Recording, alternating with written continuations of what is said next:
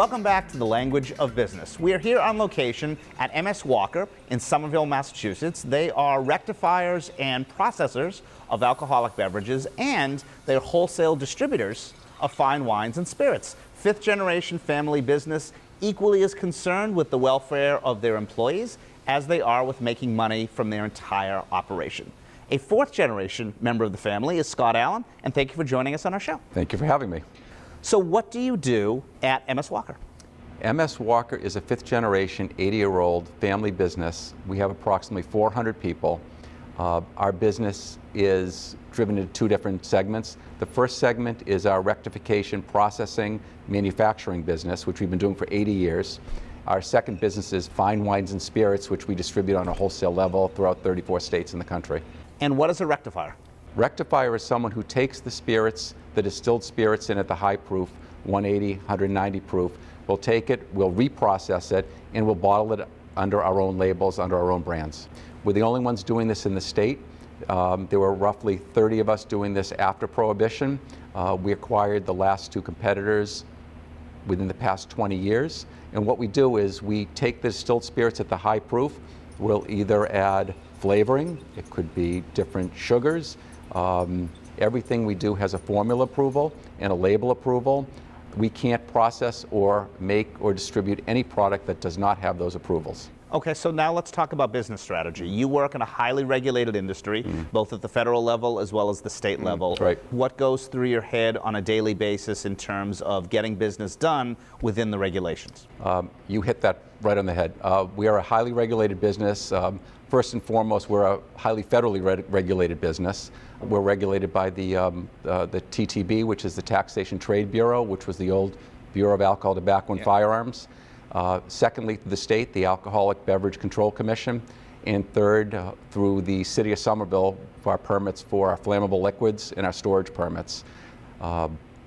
We have a good relationship with all three entities. We've had a relationship with those, the state agency and federal agency, for over 80 years.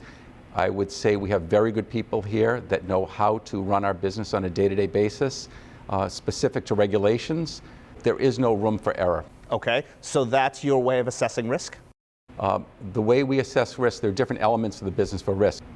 Our greatest risk we have are our relationships with our suppliers. And we work very hard to nurture those relationships with our suppliers to make sure there's a continuity of supply. It could be the raw materials, it could be the finished goods. The next greatest risk we have are our people. We work very hard to nurture the relationships with our employees. We have over 400 employees. We have employees that have been with us for over 30, 35 years. We have very low turnover. We believe in the people that work for us. We work very closely with them, and our job is to make sure we treat them as family, and we consider them as family. Scott, most businesses in non-regulated industries worry about getting good terms from their suppliers upstream and dealing with non-payment issues from their customers downstream. How do you think through those issues on a daily basis? First of all, we have very low bad debt. It's driven by credit laws in the state. There are old credit laws in the state that we have to comply with. Specifically, there are 60-day credit terms in the state for all our customers. By law, regulated by the Alcoholic Beverage Control Commission, if a customer does not pay within 60, 61, or 62 days, we're required to report that customer to the state agency, and in turn, every wholesaler gets that information, and in turn, you can only sell that customer on a COD basis. Secondly, if there is bad debt with a certain license and the ownership decides to sell that license, the bad debt transfers with that license.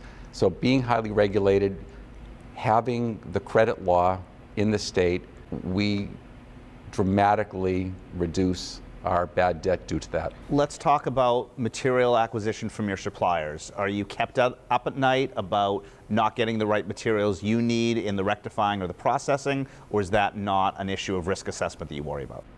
It is. We have a really good purchasing department. We work off of a demand plan report where we project day, week, months out what our needs would be, whether it's the liquids, meaning the distilled spirits, whether it's the other material, it could be corrugated, it could be our glass that we use, it could be labels, and our purchasing department works very close with the representatives from those distributors to make sure we do not carry too much inventory, we have just enough inventory, and it's that juggling game that we work within. Where is the intersection between the regulations and the risk assessment ending and somebody sitting at a table and enjoying a good glass of wine?